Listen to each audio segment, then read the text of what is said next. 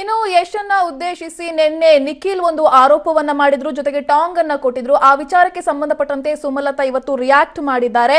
ನಿಖಿಲ್ಗೆ ದುರಹಂಕಾರ, ನಿಖಿಲ್ ಕೂಡ ನಟ, ಚಿತ್ರರಂಗದ ದೊಡ್ಡ ನಟನ ಬಗ್ಗೆ ಬೇಜವಾಬ್ದಾರಿಯಿಂದ ಮಾತನಾಡೋದು ಸರಿಯಿಲ್ಲ, ಇದು ಅತಿರೇಕದ ಪರಮಾವಧಿ ಅಂತ ಸುಮಲತಾ ಟೀಕಿಸಿದ್ದಾರೆ.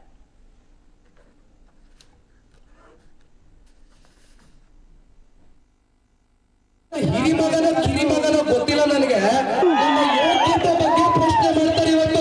ನನ್ನ ಯೋಗ್ಯತೆ ಬಗ್ಗೆ ಪಾಪ ದೊಡ್ಡ ಮನುಷ್ಯ ಮಹಾನುಭಾವ ಬಾಡಿಗೆ ಕೊಡ್ತೀರಾ ಇವ್ರುಗಳೆಲ್ಲ ಮಾತಾಡ್ತಾರೆ ಇವತ್ತು. ಮನೆ ಬಾಡಿಗೆ ಇದೆ, ಅಫ್ಕೋರ್ಸ್ ಲೈಫಲ್ಲಿ ಕೆಲವು ಸಣ್ಣ ಪುಟ್ಟ ಡಿಫ್ರೆನ್ಸ್ಗಳು ಬಂದಾಗ ಕೆಲವೊಂದಾಗುತ್ತೆ. ಈ ಸರ್ಕಾರ ಅಂತ ಆಳ್ಕೊಂಡು ಕೆಲಸಗಳು ಮಾಡೋ ಕೆಲಸ ಮಾಡಿಲ್ದೆ, ಸೊ ಕುಡಿಯೋ ನೀರು ಕೊಡಬೇಕಾದ್ರೆ ನಾನು ಬಾಡಿಗೆ ಕಟ್ಟಬೇಕಾ, ಆ ದುಡ್ಡಲ್ಲಿ ಕುಡಿಯೋ ನೀರು ಇದು ಮಾಡಬೇಕಾ, ಅದಕ್ಕಾಗ್ಬೋದು, ಕೆರೆ ಎತ್ತ ಕೆಲಸಕ್ಕಾಗ್ಬೋದು, ಸ್ವಲ್ಪ ದುಡ್ಡು ಬೇಕಲ್ಲ ಸರ್. ನಮ್ಮ JDS ಅಭ್ಯರ್ಥಿ ಯಶ್ ಬಗ್ಗೆ ಒಂದಷ್ಟು ಬೇಕಾಗಿರಲಿಲ್ಲ ಆ ಮಾತುಗಳು. ಯಾಕೆಂದರೆ ಇವ್ರಿಗೆ ಸ್ವಲ್ಪ ವಯಸ್ಸು ಇನ್ನೂ ಚಿಕ್ಕದಿದೆ. ಇವರು ಫಿಲ್ಮ್ ಇಂಡಸ್ಟ್ರಿಯಿಂದ ಗುರುತಿಸ್ಕೊಂಡು 2 ಸಿನಿಮಾ ಮಾಡಿದ್ದಾರೆ, ಫಿಲ್ಮ್ ಇಂಡಸ್ಟ್ರಿನವರು ಅಂತ. ಅವ್ರಿಗೂ ಒಂದು ಫಿಲ್ಮ್ ಬ್ಯಾಕ್ಗ್ರೌಂಡ್ ಇದೆ. ಫಿಲ್ಮ್ ಇಂಡಸ್ಟ್ರಿಯಲ್ಲಿ ಒಬ್ಬರು ಸೀನಿಯರ್ಸು ಪ್ರಯತ್ನವನ್ನ ಮಾಡಿದ್ದಾರೆ ಅಂತ ಹೇಳ್ತಿದ್ದಾರೆ. ಈ ಬಗ್ಗೆ ಮಾತಾಡಲಿಕ್ಕೆ ಸ್ವತಃ ಸುಮಲತಾ ಅಂಬರೀಶ್ ಅವರು ನಮ್ಮ ಜೊತೆ ಇದ್ದಾರೆ. ಅವನ್ನ ಮಾತಾಡ್ಸೋಣ. ಮೇಡಮ್ ನಮಸ್ತೆ. ಫೋಟೋವನ್ನು ಮಾರ್ಫ್ ಮಾಡಿ ತುಂಬ ಕೀಳು ಮಟ್ಟಕ್ಕೆ ಇಳಿದಿದ್ದಾರೆ, ಅದನ್ನು ಸಾಮಾಜಿಕ ಜಾಲತಾಣದಲ್ಲಿ ಬಿಡೋದಕ್ಕೆ ಒಂದು ವ್ಯವಸ್ಥಿತ ಪ್ರಯತ್ನವನ್ನು ಮಾಡ್ತಿದ್ದಾರೆ ಅಂತ. ಈ ವಿಚಾರ ಹೇಗೆ ಗೊತ್ತಾಯಿತು? ಯಾವ ಒಂದು ದೃಷ್ಟಿಕೋನದಲ್ಲಿ ಇದು ಗೊತ್ತಾಯಿತು? ಇದು ಬರೀ ಫೋಟೋಸ್ ಮಾರ್ಫ್ ಮಾಡೋದಂದರೆ ಅದು ಯಾರು ಬೇಕಾದರೂ ಮಾಡ್ಬೋದು. ಇದು ಅಷ್ಟಕ್ಕೆ ನಿಲ್ತಾ ಇಲ್ಲ. ಫೋಟೋಸ್ ಆಗಲಿ, ವಿಡಿಯೋಸ್ ಆಗಲಿ, ಅಥವಾ ನಮಗೆ ಒಂದು ನಮ್ಮ ಜೊತೆಯಲ್ಲಿ ಮೊದಲು ಇದ್ದಿದ್ದಂಥ ಸ್ಟಾಫ್ನ ಕಾಂಟ್ಯಾಕ್ಟ್ ಮಾಡಿ ಅವ್ರಿಗೆ ಒಂದು ಫಾರಿನ್ ಟ್ರಿಪ್ಪು ಒಂದು 15 ಲಕ್ಷ ಆ್ಯಂಡ್ ಬೆಂಗಳೂರಲ್ಲಿ ಒಂದು ಸೈಟು ಇಲ್ಲ, ಅವ್ರಿಗೇನು ಬೇಕೋ ಆ ಥರದ್ದು ನಾವೆಲ್ಲ ಮಾಡಿಕೊಡ್ತೀವಿ. ಏನಿಲ್ಲ, ನಾವು ನಿಮ್ಮನ್ನು ಪ್ರಿಪೇರ್ ಮಾಡಿ ನಿಮಗೆ ಒಂದು ಟ್ರೈನಿಂಗ್ ಕೊಡ್ತೀವಿ, ಆ ರೀತಿ ನೀವು ನೆಗೆಟಿವ್ ಮಾತಾಡಿದ್ರೆ ಸಾಕು ಅನ್ನೋವಂಥ ವಿಷಯನ ನಮಗೆ JDS ಮೂಲದಿಂದನೇ ಸಿಕ್ತು. ಹೇಗೆ ಮೇಡಮ್ ಈ JDS ನಾಯಕರು ಹೇಗೆ ಸಂಪರ್ಕ ಮಾಡಿದ್ರು ಅಂತೇಳಿ? ಯಾಕಂತ ಹೇಳಿದ್ರೆ ಈಗಾಗಲೇ JDS ನಾಯಕರು ಇಲ್ಲ, ನೋಡಿ ನಾವೆಲ್ಲ ಇರೋದು ಮಂಡ್ಯದಲ್ಲೇ. ಎಲ್ಲರೂ ಯಾರು ಈಗ ಪಕ್ಷಗಳು ಬೇರೆ ಆದರೂ ಎಲ್ಲರ ಸಂಬಂಧಿಗಳು ಎಲ್ಲ ಕಡೆನೂ ಇದ್ದಾರೆ, ಫ್ರೆಂಡ್ಸು ಎಲ್ಲ ಪಾರ್ಟಿಲೂ ಇರ್ತಾರೆ. ಈಗ ಮೊದಲಿಂದನೂ ಅಂಬರೀಷ್ ಅವ್ರ ಬಗ್ಗೆ ಅಭಿಮಾನ ಇಟ್ಕೊಂಡಿರೋರು ಎಲ್ಲ ಪಕ್ಷದಲ್ಲೂ ಇದ್ದಾರೆ. ಈಗ JDS ಕಾರ್ಯಕರ್ತರು ಯಾರು ನಮ್ಮನ್ನು ಮಾತಾಡ್ಸಲ್ವಾ? ಬೇಕಾದಷ್ಟು ಜನ ಬಂದು ನನ್ನ ಹತ್ರನೇ ಈ ಒಂದು ಎಲೆಕ್ಷನಲ್ಲಿ ನಾವು ನಿಮಗೆ ಮಾಡ್ತೀವಿ ಮೇಡಮ್ ಅಂತ ಹೇಳೋರು ಎಲ್ಲ ಊರಲ್ಲೂ ನಾನೇ ಭೇಟಿ ಮಾಡಿದ್ದೀನಿ. ಸೊ ಹಾಗಾಗಿ ಅಭಿಮಾನ ಇರುತ್ತೆ, ಅದು ಎಲ್ಲೂ ಹೋಗಲ್ಲ.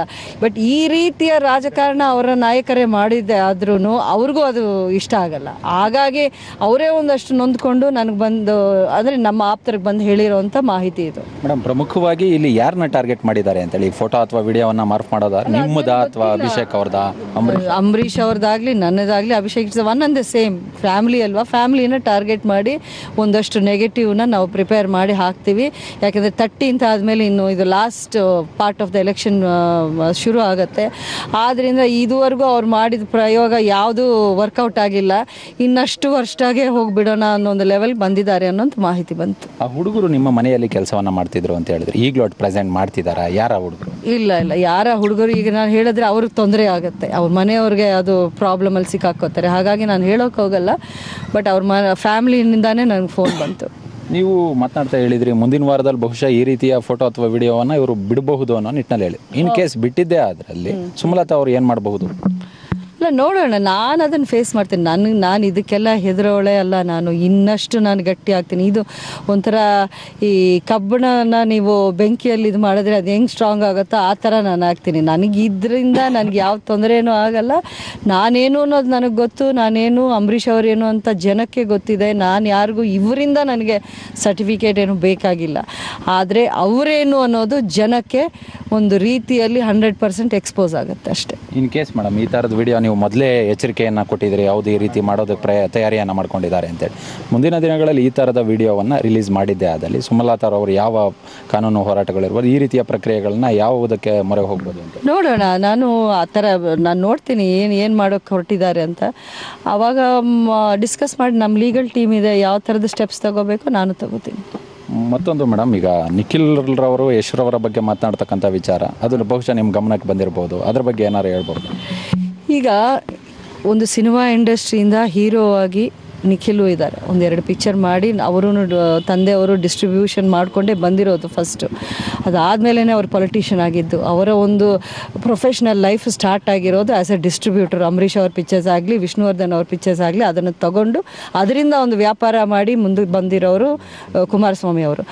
ಆದ್ದರಿಂದ ಫಿಲ್ಮ್ ಇಂಡಸ್ಟ್ರಿ ಅವ್ರ ಬಗ್ಗೆ ಸ್ವಲ್ಪ ಗೌರವ ಇಟ್ಕೊಂಡು ಮಾತಾಡೋದು ಒಳ್ಳೆಯದು. ಅದು ಸಭ್ಯತೆ. ಯಾಕೆಂದರೆ ಯಶ್ ಆಗಲಿ, ದರ್ಶನ್ ಆಗಲಿ ಒಂದಷ್ಟು ಸಿನಿಮಾಗಳು ಮಾಡಿ ಜನರ ಒಂದು ಪ್ರೀತಿನ, ಮೆಚ್ಚುಗೆನ ಗಳಿಸಿರೋರು. ಇವ್ರಿಗೆ ಬಹಳ ಸೀನಿಯರ್ ಇದ್ದಾರೆ. ನಿಖಿಲ್ಗೆ ಅವರಿಬ್ಬರು ಬಹಳ ಸೀನಿಯರ್ ಇದ್ದಾರೆ. ಫಿಲ್ಮ್ ಇಂಡಸ್ಟ್ರಿಯಲ್ಲಿ ಒಂದು ಹೈರಾರ್ಕಿ ಇದೆ. ಆ ರೆಸ್ಪೆಕ್ಟ್ ಇಟ್ಕೊಂಡು ಮಾತಾಡಿದ್ರೆ ಇವ್ರಿಗೂ ಒಳ್ಳೆಯದಾಗತ್ತೆ. ನಾನು ತುಂಬ ಸಮಾಧಾನವಾಗೇ ಇದ್ದೆ. ನನ್ನ ಮತ್ತು ನಮ್ಮ ಕುಟುಂಬದ ಯೋಗ್ಯತೆಯ ಬಗ್ಗೆ ಮಾತನಾಡಿದಂತಹ ಸಂದರ್ಭದಲ್ಲಿ ನಾನು ನನ್ನ ಕಾರ್ಯಕರ್ತರಿಗೆ ವಿಷಯವನ್ನು ತಿಳಿಸ್ಬೇಕಾಯ್ತು. ಆ ಸಂದರ್ಭದಲ್ಲಿ ಈ ರೀತಿಯಾಗಿ ನಾನು ಮಾತನಾಡಿದ್ದೀನಿ ಅಂತೇಳಿ ನಿಖಿಲ್ ಅಲ್ಲ, ಯಾರು ಸಮಾಧಾನವಾಗಿದ್ದರು, ಯಾರು ಮೊದಲಿಂದಾನು ಒಂದು ರೀತಿಯ ರಾಜಕಾರಣ, ಒಂದು ಕೆಟ್ಟ ಮಾತುಗಳು ಅಥವಾ ಅವಮಾನದ ಮಾತುಗಳು ಯಾವ ಕುಟುಂಬದಿಂದ ಬಂತು ಅಂತ ಜನಕ್ಕೆ ಗೊತ್ತಿದೆ. ಅದರ ಬಗ್ಗೆ ನಾನೇನು ಹೆಚ್ಚಾಗಿ ಯಾರಿಗೂ ಹೇಳೋ ನೆಸೆಸಿಟಿನೇ ಇಲ್ಲ ಅಂತ ಕಾಣುತ್ತೆ. ಈ ಸಮಾಧಾನ ಅನ್ನೋದಕ್ಕೆ ಅರ್ಥನೇ ಇಲ್ಲ ಅವರ ಆ ಪದವನ್ನು ಯೂಸ್ ಮಾಡಿದ್ರೆ. Thank you madam. ಇದು ಸುಮಲತಾ ಅವರ ಮಾತು. ಅಂದರೆ ಈ ಒಂದು ಎಲೆಕ್ಷನ್ ಸಂದರ್ಭದಲ್ಲಿ ಈ ಒಂದು ವಿಡಿಯೋ ಏನಿದೆ ಅದನ್ನು ಮಾರ್ಫ್ ಮಾಡ್ತಕ್ಕಂಥದ್ದು ನಮ್ಮ ಕುಟುಂಬದನ್ನು ಅಂದರೆ ಒಂದು ಕೆಟ್ಟದ ರೀತಿಯಾಗಿ ತೋರಿಸೋದಕ್ಕೆ ಏನು ಹೊರಟಿದ್ದಾರೆ. ಇದು ಈ ರೀತಿ ಆದರೆ ನಾನು ಕುಗ್ಗೋದಿಲ್ಲ, ಇನ್ನಷ್ಟು ಶಕ್ತಿಯನ್ನು ಪಡೆದುಕೊಂಡು ಹೋರಾಟ ಮಾಡ್ತೀನಿ ಅನ್ನೋ ನಿಟ್ಟಿನಲ್ಲಿ ಸುಮಲತಾ ಅವರು ಹೇಳ್ತಿರ್ತಕ್ಕಂಥ. ಕ್ಯಾಮ್ರಾ ಪರ್ಸನ್ ಗಣೇಶ್ ಜೊತೆ ನರಸಿಂಹಮೂರ್ತಿ, ಪಬ್ಲಿಕ್ ಟಿವಿ.